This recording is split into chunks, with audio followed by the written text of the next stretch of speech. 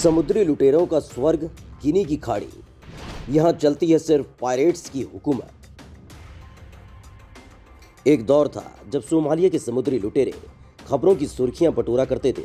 वो अपने इलाकों से गुजरने वाले समुद्री जहाजों को हाईजैक करके लाखों करोड़ों डॉलर्स की फिरौती वसूलते थे। लेकिन उनके बढ़ते आतंक और इसके खिलाफ कई देशों के जॉइंट एक्शन ने सोमालिया में समुद्री डकैतों पर लगाम लगा दी। लेकिन आज भी एक ऐसा इलाका है जहां पर समुद्री लुटेरों की तूती बोलती है। वो इलाका आज भी समुद्री डकैतों का स्वर्ग कहा जाता है। करीब 20 देशों की सीमा से लगने वाले इस इलाके में जाने से आज भी शिपिंग कंपनियों को पसीना आ जाता है। उस इलाके से होकर गुजरने की मजबूरी समुद्री लुटेरों के हौसले की खाद पानी बनती है और सरकारों की मिलीभगत से वो इलाका समुद्री डकैती के मामले में सोमालिया जैसा ही कुख्यात होता जा रहा है। हम बात कर रहे हैं समुद्री डाकुओं की जन्नत यानी गिनी की खाड़ी की। पश्चिम अफ्रीका में गिनी की खाड़ी दुनिया का एक ऐसा इलाका है जो करीब 6000 मील में फैला हुआ है। समुद्री डकैतों के मामले में बदनाम इस इलाके में करीब 20 देश आते हैं। इस खाड़ी से बड़ी तादाद में जहाज गुजरते हैं और वो इन पायरेट्स का शिकार होते हैं। लूट और अपहरण के जरिए समुद्री डाकू करोड़ों अरबों रुपए कमाते हैं और शानदार लाइफ स्टाइल जीते हैं। कुछ साल पहले दुनिया में सोमालिया के समुद्री डाकुओं का कहर था। वो ईडन की खाड़ी की ओर से गुजरने वाले जहाज़ों को अपना निशाना बनाते थे। जहाज़ों के साथ उनके स्टाफ को सोमालिया के करीब ऐसे इलाकों पर ले जाते थे जहां कहीं का कोई कानून लागू नहीं होता था। फिर वो मोटी फिरौती की रकम मांगते थे। बाद में कई देशों ने एक साथ ऑपरेशन चलाकर सोमालिया के समुद्री डाकुओं के खतरे को करीब करीब खत्म कर दिया।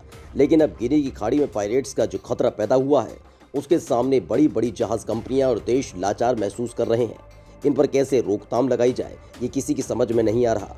ये भी माना जाता है कि गिनी की खाड़ी में सक्रिय पायरेट ग्रुप्स और उनके देशों में नेताओं, पुलिस और सैन्य अधिकारियों की मिलीभगत होती है। कहा जाता है कि लूट की रकम का एक हिस्सा उन तक भी पहुंचता है। दरअसल गिनी की खाड़ी से अफ्रीका के कैमरून, नाइजीरिया, अंगोला, सेनेगल समेत कई अफ्रीकी देशों का समुद्री छोर लगता है। इनमें ज़्यादातर देशों में अस्थिरता और भ्रष्ट सरकार का राज है। यहाँ के नेता भी ऐसे ही हैं, लिहाजा अपराधियों की समानांतर व्यवस्था पुलिस और सेना की शह से फलती फूलती है। ये समुद्री लुटेरे लूट का एक फिक्स हिस्सा कमीशन के तौर पर इन्हें देते हैं और लूट के इस काम ने यहाँ पर अघोषित इंडस्ट्री का रूप ले लिया है। माना जाता है कि गिनी की खाड़ी में एक दो नहीं बल्कि कई ग्रुप और हजारों पायरेट सक्रिय हैं। खाड़ी से लगे इन देशों में समुद्री लूट से संबंधित सख्त कानून नहीं है, जो यहाँ के पायरेट्स के लिए काफ़ी मुफीद साबित हो रहा है। वो अगर पकड़े भी जाते हैं तो आराम से कुछ दिनों में छूट जाते हैं। रिपोर्ट्स ये बताती है कि लूट का ये कारोबार करके यहाँ एक वर्ग काफ़ी फल फूल रहा है। इसलिए इस पूरे इलाके को दुनिया में पायरेट्स का स्वर्ग कहा जाने लगा। समुद्र में लूटपाट के लिए यही दो समुद्री इलाके सबसे ज़्यादा बदनाम है। इसमें पहला इलाका अदन की खाड़ी से पूर्वी अफ्रीका तक फैला है, जबकि दूसरा पश्चिमी अफ्रीका में गिनी की खाड़ी का इलाका है। इन दोनों ही खाड़ियों में जहाज़ों को अगवा कर लिया जाता है, लोगों को बंधक बनाया जाता है, फिर उनसे फिरौती वसूली जाती है। अफ्रीका का 90% आयात और निर्यात समुद्र के रास्ते से ही होता है। लिहाजा समुद्री डकैती के कारण अफ्रीका की अर्थव्यवस्था को काफ़ी नुकसान होता है। 2013 के बाद से सोमालिया समुद्री डकैतों के खिलाफ हुई कार्रवाई के कारण अदन की खाड़ी में समुद्री लुटेरों का आतंक कुछ कम हुआ है। लेकिन पश्चिमी अफ्रीका के समुद्री तट पर गिनी की खाड़ी में इसके ठीक उलट हो रहा है।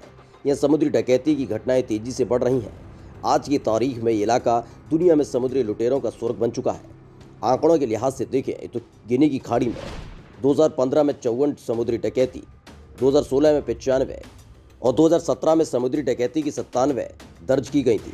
2018 में ये और भी बढ़कर 118 तक पहुंच गई। 2019 में भी इनमें कोई कमी नहीं आई। कोरोना से जूझते साल 2020 में हालांकि समुद्री लूट कुछ कम रही। खासतौर से गिनी की खाड़ी में राजनीतिक और आर्थिक अस्थिरता की वजह से आपराधिक गिरोह बड़ी तेजी से सक्रिय हो गए और समुद्र में जमकर मारकाट और समुद्री डकैती हो रही है।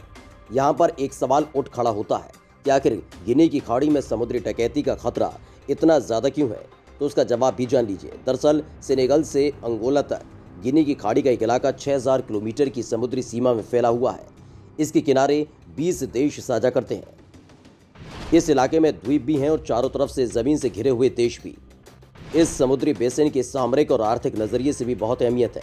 ये मध्य और दक्षिणी अफ्रीका से समुद्री कारोबार का अहम रास्ता भी है। इसके अलावा अफ्रीका की ऊर्जा कारोबार का ये वो इलाका है जहाँ से नाइजर डेल्टा से निकला हुआ तेल निर्यात होता है। पश्चिमी अफ्रीका में कारोबारी जहाज़ों पर होने वाले हमले के निशाने पर नाइजीरिया का नाइजर डेल्टा क्षेत्र होता है। इसके अलावा बेनिन, घाना, कोट डे आइवरी, गिनी, टोगो और सिएरा लियोन भी समुद्री डकैतों के शिकार होते रहे हैं। नाइजर डेल्टा पश्चिमी अफ्रीका के समुद्री अपराधियों का सबसे बड़ा केंद्र है। इसकी कई वजह है, जैसे तटीय इलाकों में भारी तादाद में गैस और तेल के भंडार मिलने से यहाँ समृद्धि आने की बजाय गरीबी बढ़ी और इससे सामाजिक तनाव बढ़ा। तेल और गैस के भंडार से केवल केंद्रीय सरकार, तेल कंपनियां और स्थानीय बड़े लोगों को फायदा हो रहा है।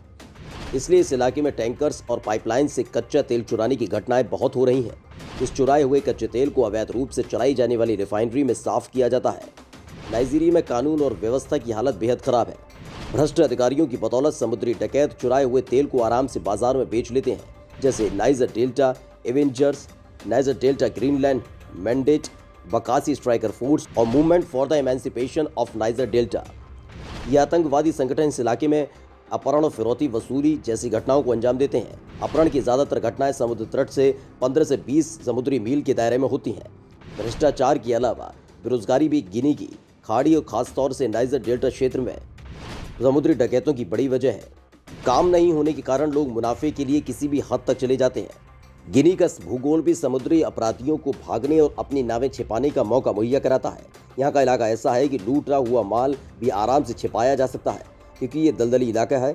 यहाँ सैकड़ों छोटी नदियाँ बहती हैं और जंगल भी हैं। इन कारणों के अलावा लोग समुद्री लूटपाट की शिकायतें भी कम करते हैं। ये भी यहाँ समुद्री डकैतों की सक्रियता का बड़ा कारण है।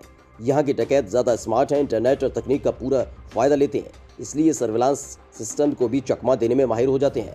समुद्री डकैती और हथियारबंद हमले पश्चिमी अफ्रीका के लिए कोई नई बात नहीं है। हालांकि इससे निपटने के लिए कानूनी प्रावधान किए गए हैं।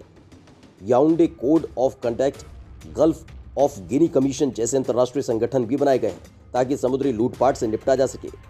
अफ्रीका के दो सबसे बड़े तेल निर्यातक देश नाइजीरिया और अंगोला इसी इलाके में पड़ते हैं, लेकिन जैसे जैसे यहाँ से चीन और यूरोप को तेल का निर्यात बढ़ रहा है, वैसे वैसे यहाँ समुद्री डकैती की घटनाएं भी बढ़ी हैं। गिनी की खाड़ी वाले देशों की अपनी नौसेनाएं तो हैं, लेकिन वो बहुत कमजोर है।